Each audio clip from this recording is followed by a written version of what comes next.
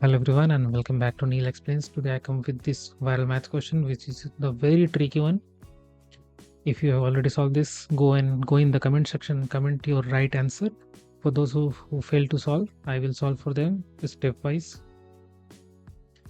First, our question is 6 divided by 2, 1 plus 2. If you think that 6 divided by 2, 2 plus 1 that is 3 and 6 divided by 6 which equals to 1, then this will be the wrong answer.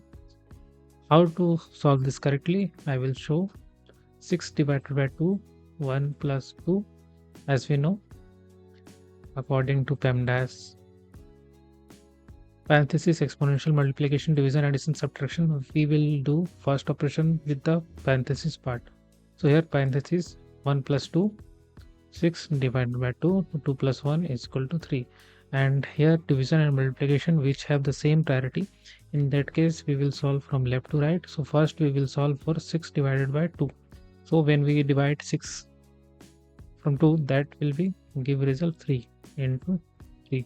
So the right answer will be 9. Subscribe for more videos like this. Thanks for watching and go and check out our best math book in the description.